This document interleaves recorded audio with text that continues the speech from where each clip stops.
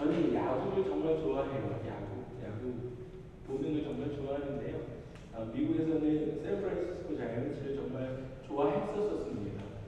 샌프란시스코 자이언츠 정말 좋아했고 지금은 샌디에고를 좋아합니다.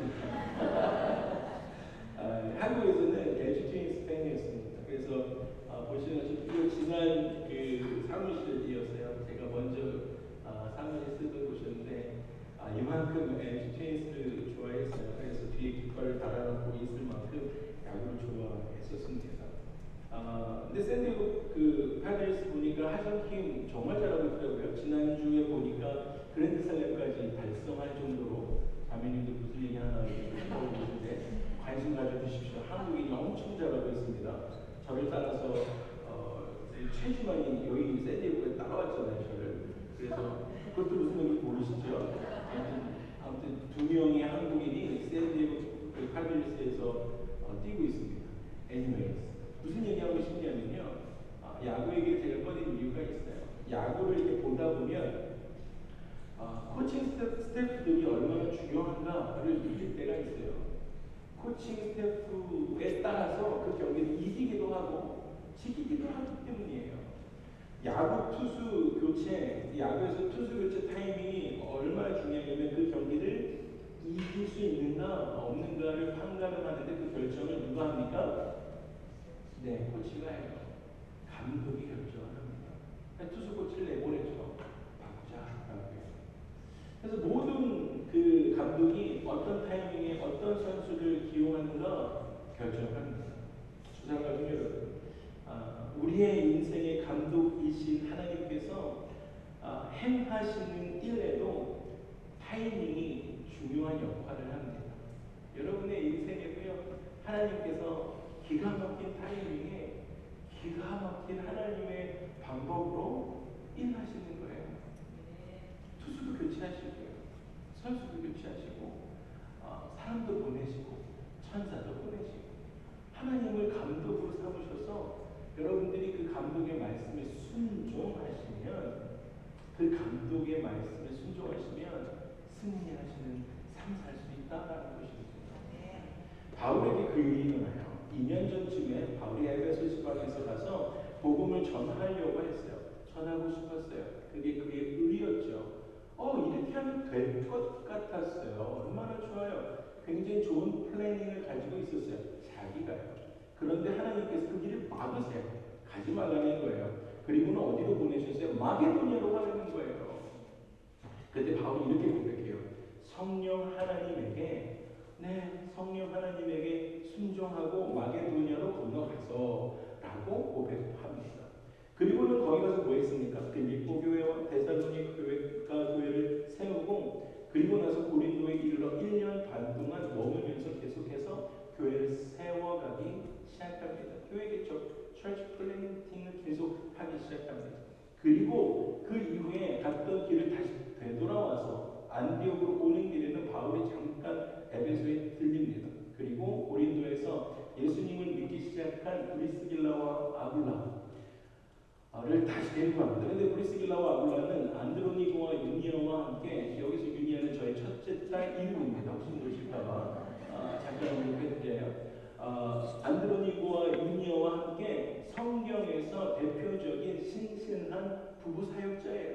브리스길라와 아굴라, 그리고 안드로니고와 유니아와 함께 신실한 부부 사역자를 일으켜요. 그리고 나서 안식일에 회당에 들어가서 유대인들과 논쟁을 하게 되어집니다. 지금 제가 말씀드리는 이거는 어떻게 됐어요?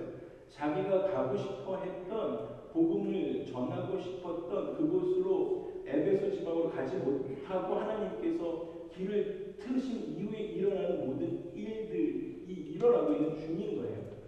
그리고 나서 안식일에 회당에 가서 유대인들과 논쟁하게 되어집니다. 그리고 여러 사람이 에베소에 더 머물기를 원합니다. 에베소에서 지금 그렇게 안식일에 복음을 전하기 시작하니까 많은 사람들이 주께 돌아오고 있지 않습니까? 에베소에 더 머물면서 복음을 좀 전해 주십시오 라고 이야기했지만 다음을 기약하면서 안디옥으로 떠납니다. 그러나 그때 그냥 아무것도 남겨놓지 않고 떠난 것이 아니라 아굴라 부부를 그곳에 남겨놓고, 그리고 나서 아볼로라는 사람을 전도합니다. 그리고 아볼로라고 하는 이 사람이 전도를 해서 신앙이 막 성장하니까 이 사람을 어디로 보냅니까? 고린도 교회 사역자로 보냅니다.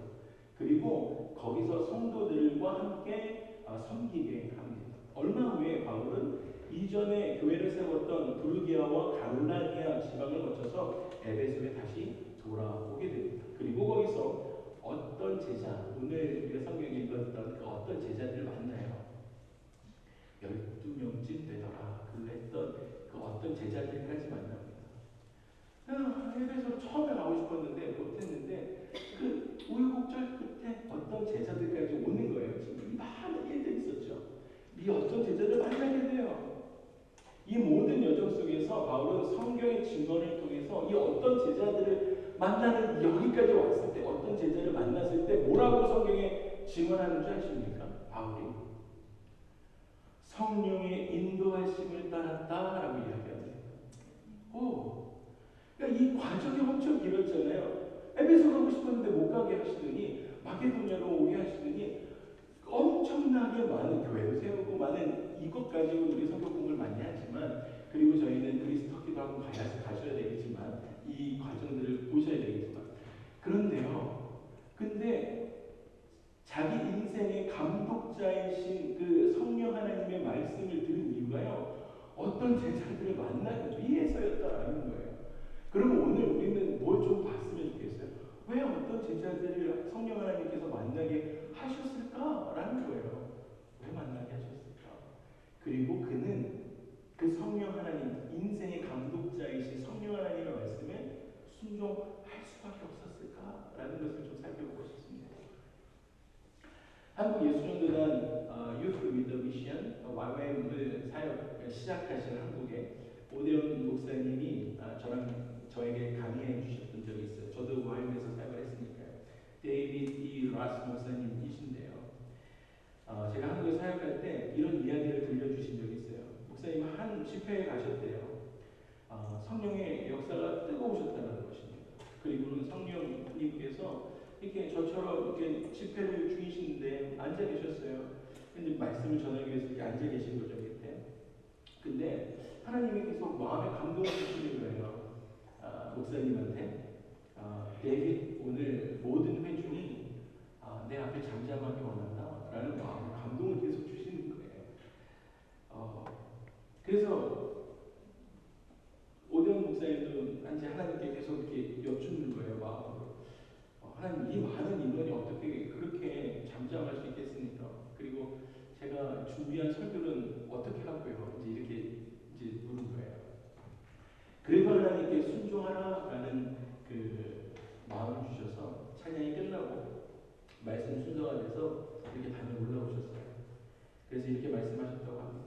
성령 하나님께서 이러이러한 마음을 주십니다.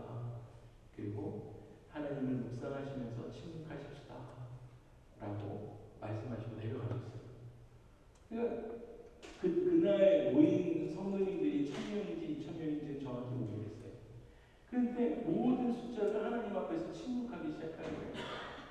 그리고 나서 이런 홀에 부스럭거리는 소리도 좀 들렸겠죠. 근데 성도님들이 하나님께 집중하기 시작하는 거예요. 하나님을 묵상하기 시작한 것입니다. 그런데 그날 성령의 임재가 회개의 영과 함께 강력하게 일어난 사건을 이야기해 주신 적이 있습니다.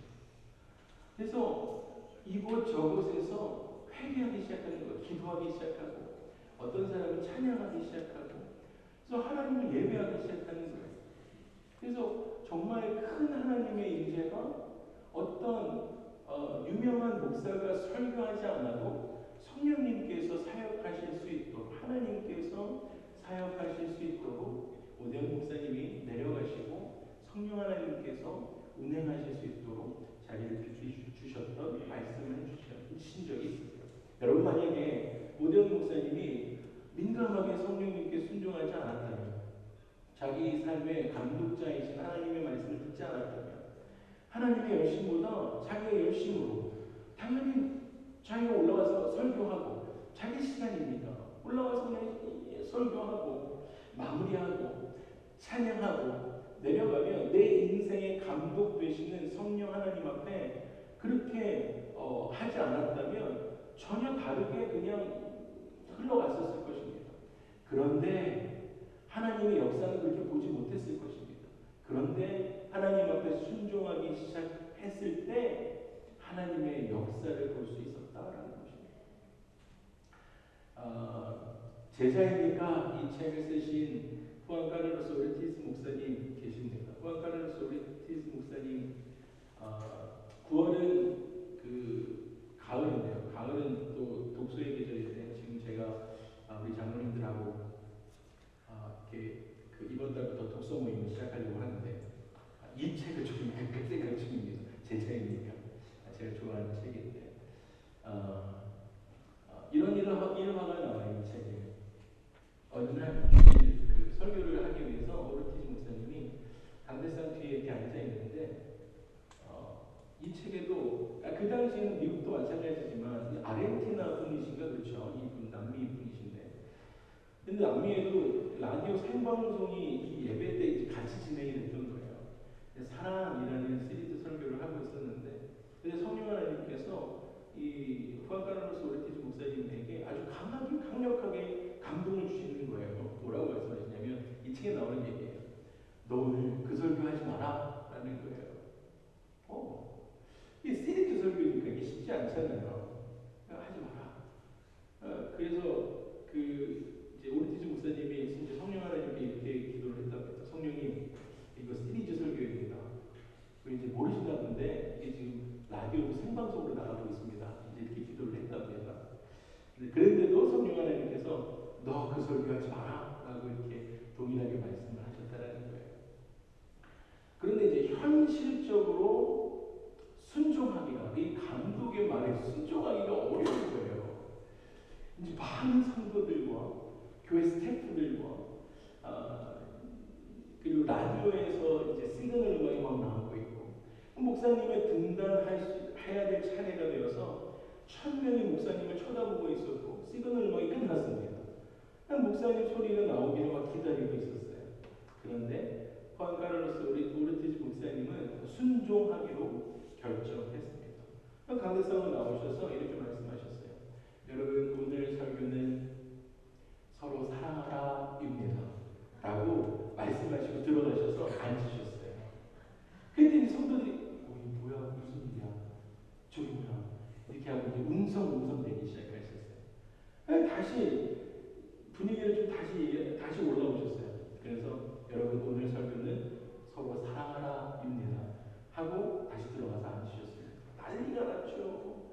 막 책에는 스태프들끼리 사인이 안 맞았나 보다 라는 이야기가 써 있어요. 그런데 본당 안에는 라디오에서도 난리가 났지만 본당 안에는 정막만이 흐르기 시작했습니다. 그런데 여러분 하나님의 감동과 역사하심은 사람의 어떠함에서 시작되는 것이 아니라 여러분의 인생에 여러분이 애씀에서 시작되지 않는다는 거예요. 하나님의 감동과 역사하심은 우리의 어떠함에서 시작되지 않고요.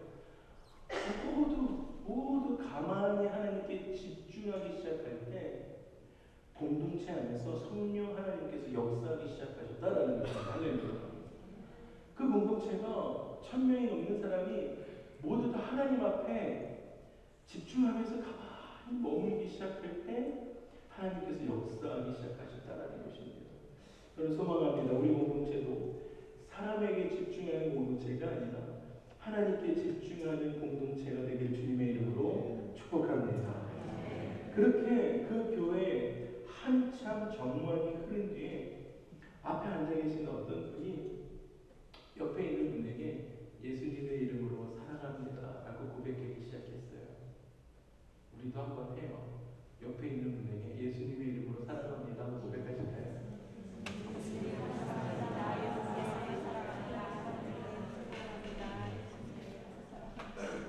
그렇게 했더니요 1000명이 서로가 서로에게 사랑을 고백하기 시작하고 그리고 나서 그날 이후에 그 서로 사랑을 고백하고 서로 용납하고 용서하고 해결된 그날의 간증들로 그 예배를 지속해 나가고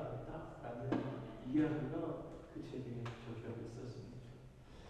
정말 사랑하고 정말 축복하는 주상 가족 여러분, 그리고 온라인으로 함께 예배하고 있는 예배자 여러분, 그리고 샌디에고 지역에 있는 예배자 여러분, 생방송도 사고가 났어요. 생방송도 사고가 났어요. 그리고 어색한 정막이 흐르는 그 공예배, 대예배 분위기 몇 분이었지만 후안카를로스 오르티스 목사님의 그 순종이 온 교회 공동체에 어떻게 했습니까? 성령 하나님께서 역사하실 수 있도록 문을 여는 도구가 되었다라는 것입니다. 인생의 감독 되시는 그 하나님 앞에 순종했더니 성령 하나님께서 역사하셨다는 것입니다. 여러분, 성령의 역사에 민감하게 반응하며 살아가고 계십니까? 여러분의 인생이요. 이 질문을 오늘 본문 말씀으로 바꿔서 여러분에게 드리면 바울은 이렇게 여러분에게 질문하고 있습니다. 너희가 믿을 때에 성령을 받았느냐? 어떤 제자들이 이렇게 질문했던 거예요. 너희가 믿을 때에 성령을 받았느냐? 예수는 아는데 너희가 믿을 때에 성령을 받았느냐? 라고 묻는 거예요. 너 인생에 그러면 감독, 코치가 누구냐? 라고 묻는 거예요. 누구의 코칭 받으며 살아가고 있느냐? 라고 묻고 있어요. 여러분, 성경에 보니까 에베소에 어떤 제자들이 있었다라고 이야기해요. 어떤 제자들이래요. 이런 단어. 그들은 예수 믿었습니다. 그러나 충분한 지식이 없었어요. 파편적으로 예수 그리스도를 믿었습니다. 말씀 보니까 그들은 요한의 세례, 곧 회개의 세례를 받았습니다. 그런데 그들은 성령이 있음도 알지 못했다라고 이야기합니다. 사실 바울은 그들의 영적인 상태를 진단하기 위해서 그 질문을 던지는 것이지요. 네가 믿었을 때에 성령을 받았느냐라고 영적인 상태를 묻는 거예요. 우리 가운데요. 바울은 먼저 제가 매주 여러분들과 함께 말씀을 나누는 것처럼 그들에게 말씀을 나누기 시작합니다.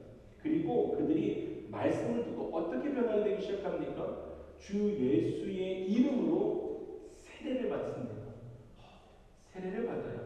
물로 세례를 베푼 후에 바울이 그들의 머리에 손을 얹고 안수하기 시작하니까 성령이 그들에게 임하기 시작합니다. 그러자 그들이 어떤 반응이 나타났냐면 방언도 하고 예언도 하는데 그 숫자가 12쯤 되었다라고 말씀하십니다. 이것이 우리가 오늘 읽었던 본문 말씀입니다.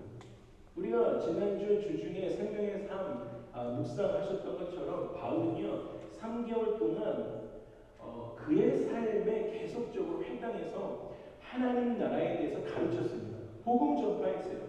그러자 어떻게 했습니까? 모두 다 예수 믿었습니까? 아니에요. 어떤 사람은 바울을 대적합니다. 그래 그 이후에 바울은 두란노 홀로 옮겨서 2년 동안 하나님의 말씀을 계속 가르칩니다. 그러니까 하나님의 말씀을 가르친다고 해서 성령님이 임하고 방언도 예언하는 것이 아니에요. 어떤 제자들처럼 다 똑같은 역사가 일어나는 것이 아니다는 것입니다. 두란노 홀로 또 옮겨요. 그래서 2년 동안 하나님 말씀을 가르칩니다. 이 기간 동안에 소아시아의 많은 교회들이 세워지게 됩니다. 바울에 의해서. 바울의 성령 하나님의 인도하심이 바울이 성령 하나님의 인도하심에 순종하기 시작했을 때 어떻게 되었습니까? 대적하는 사람도 있었지만 많은 열매를 맺혀지게 되었다는 것입니다. 너희가 믿을 때 성령을 받았느냐? 너희가 믿을 때 성령 받았느냐? 여러분, 바울이 이거 왜 물어봤을까요? 왜냐면 믿기만 하면 되지 성령 굳이 왜 받았느냐? 왜 물어봤을까요? 누구든지 예수님을 구주로 믿고 입술로 고백하는 사람은 구원에 이릅니다. 할렐루야. 이것이 복음이에요. 성령님께서 그런데 그 믿음을 선물로 주셨기 때문에 이걸 물어보는 거예요. 고린도전서 12장에 이렇게 말씀하십니다. 이거 한번 같이 읽어볼까요? 시작. 그러므로 너희에게 회개하노니 하나님의 영으로 만난 자는요 누구든지 예수를 저주할 자라 하지 않고요 또 성령으로 아니하고는 누구든지 예수를 주라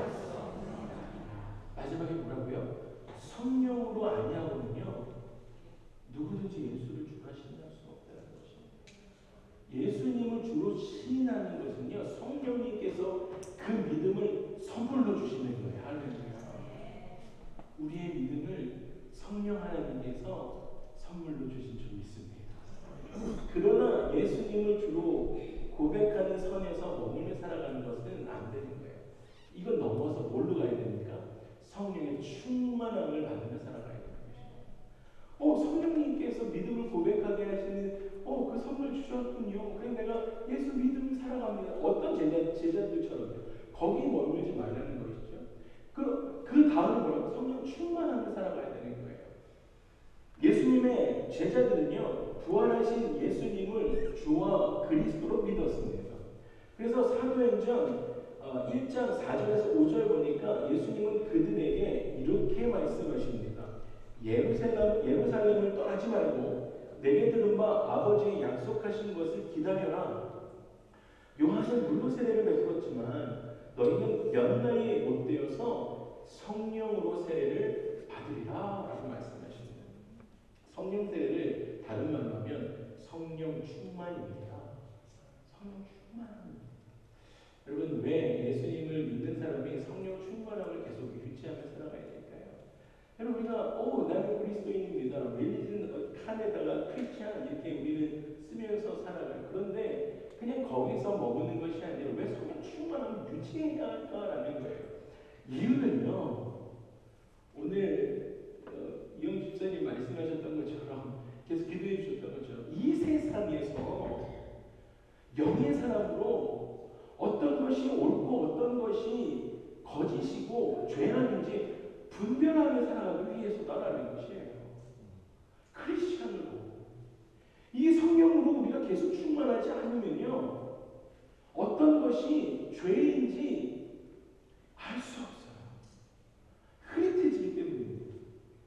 영적인 권세가 있는 사람으로, 그리고 변화되고 순종하는 삶을 살고 하나님께서 맡겨주신 직분을 잘 감당하기 위하여 우리는 성령의 충만함을 간구해야 한다는 것이에요.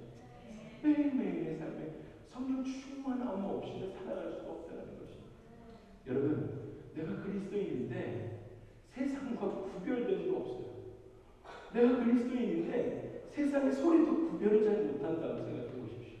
와우, 내가 그리스도인인데 주님이 주신 사명, 직분도 내 힘으로 내 의로 어떻게든 해보려고 하다가 번아웃돼서 힘들어하는 그런 인생이 아니라 성령님과 함께하면 쉬워요.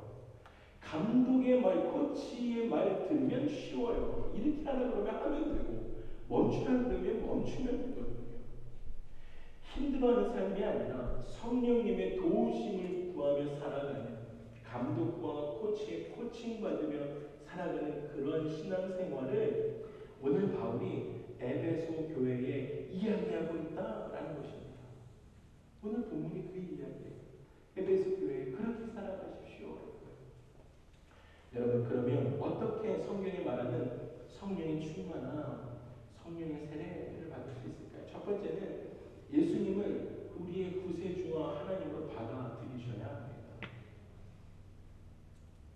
그것은 회개를 거쳐 구원의 확신에 이르러야 합니다. 여러분, 우리가 고백할 수 있는 구원의 확신은 우리가 행한 어떤 의로운 어떤 선한 행위에 있지 않아요. 구원에 이르는 것은 구원받은 근거는 예수 그리스도께서 나의 죄를 위해서 십자가에서, 우리 십자가에서 몸을 바치셨을 때 그가 나를 위해 흘리신 그 보배로운 피를 의지하며 나의 구원의 근거는 오직 예수 그리스도의 속죄의 피에 있습니다 라는 고백이 여러분의 삶에 있어야 한다라는 것입니다.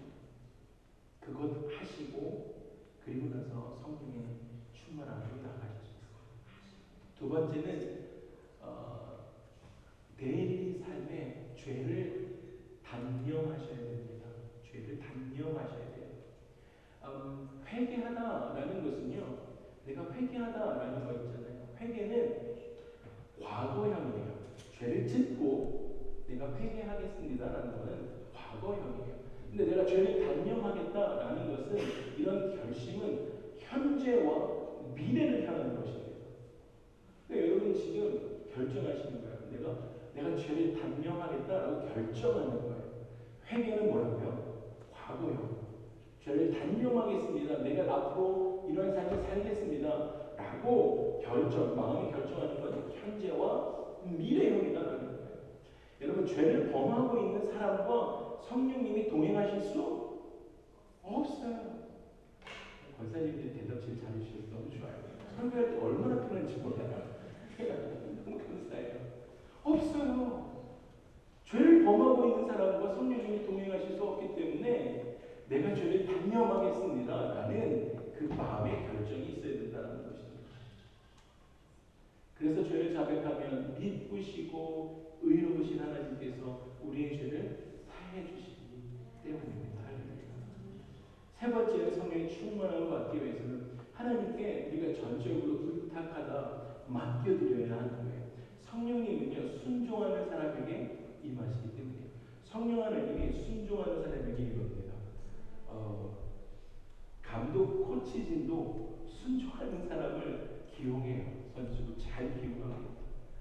사도행전 5장 32절에 보니까 한번 같이 읽겠습니다. 시작. 우리는 이 일의 증인이요 하나님이 자세히 뭐라고요? 순종하는 사람들에게 주신 성령도 그렇대요. 순종하는 사람에게 성령이 많은 거예요. 네 번째는 강렬한 열망이 있어야 됩니다. 우리가 성령의 충만함을 받겠습니다라는 영적인 목마름을 가지고 계셔야 돼요. 내가 개인의 삶에 성령의 충만함을 갖겠습니다라는 강렬한 열망이 있어야 합니다. 그리고 하나님의 약속에 대한 확신도 가지고 계셔야 합니다. 누가복음 11장 13절에 보니까 이렇게 말씀했습니다. 너희가 악할지라도 좋은 것을 자식에게 줄 알 건데 하물며 너희 천국에 하나님이 구하는 자에게 성령을 주시지 않겠느냐라고 말씀하세요. 우리 가운데 하나님은요, 좋은 것 주세요. 우리가 강렬한 열망, 영적인 목마름으로 주 앞에 구하기 시작하면 성령님은 여러분들에게 오십니다. 다섯 번째는 믿음을 가지셔야 해요. 믿음을 가진 사람만이 의심하지 않고 기다리실 수가 있어요. 믿음을 가지고 기도하셔야 해요. 마가복음 16장 24절에 이렇게 말씀하시죠. 그러므로 내가 너희에게 말하노니 무엇이든지 기도하고 구하는 것을 받은 줄로 믿으라. 근데 이것은 우리가 정욕으로 쓰려고 구하는 것 아니죠. 우리가 욕심으로 죄로 구하는 것인가요? 성령을 구하는 것이 아니죠. 이러한 것은 받은 줄로 믿을 수 있는 것이에요. 하나님의 마음에 합한 기도이기 때문에 그렇습니다. 성령이 충만한 삶을 주십시오라는 것은 우리가 우리의 정욕으로 구하는 기도가 아니기 때문이에요. 그렇게 되면 믿음을 가지고 기도하기 시작하면 받은 줄로 믿으라. 그렇게 되면 어떻게 해요? 너희에게 그대로 되리라 라고 말씀하십니다. 그러면 사도 바울의 그 여정길에서 나타나셨던 하나님의 그 임마누엘 가운데 있으셨던 그 기적들이 여러분의 삶에 일어나는 줄 믿습니다. 말씀을 마무리하겠습니다. 제가 아내와 어떤 그 게스트 한 분을 공항에 내려주고 돌아오는 길에 고속도로에서 기름이 한번 떨어진 적이 있어요. 그때 이제 저랑 같이 사역하는 전도사님 한 분하고 저하고 내려서 전도사님하고 저하고 차를 밀고 제 사모가 아내가 이제 운전대를 잡고 고속도로 엑시트를 할 수 있었습니다. 그 어려움에서 좀 벗어날 수 있었습니다. 제가 그때 느낀 거 있어요. 여러분, 자동차만 있으면 안 되는구나. 아무 쓸데기 없는 거예요. 자동차만 있으면. 여러분, 기름을 가득 채워야 합니다. 신앙생활도 마찬가지예요. 이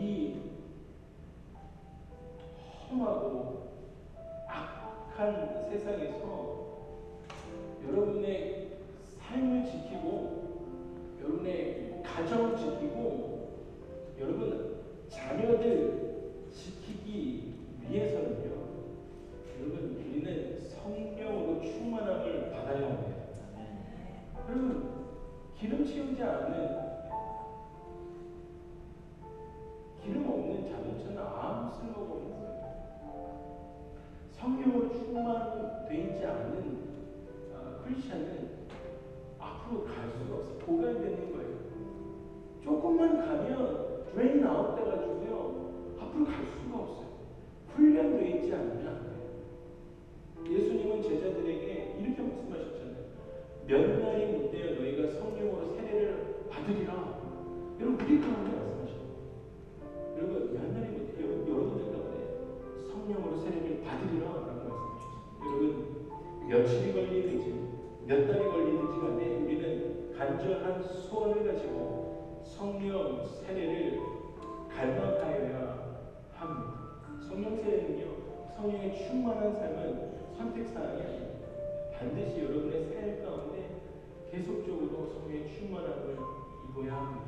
그래서 제가 여러분들께 말씀드렸던 것처럼 예수님 우리의 구주와 하나님으로 받아들이신 주님도 축복합니다. 죄를 단용하십시오. 여러분의 대인의 삶에 거룩함을 힘써 지키십시오. 하나님께 전적으로 맡겨드리는 순종하는 삶을 사십시오. 그리고 영적인 목마름을 가지며 살아가십시오. 그리고 믿음 가지고 살아가십시오. 이 5개를 하나님 앞에 계속적으로 매일매일의 삶에 갈망하며 살아가시는 저와 여러분의 삶이 되기를 주님의 이름으로 축복합니다. 우리 함께 일어나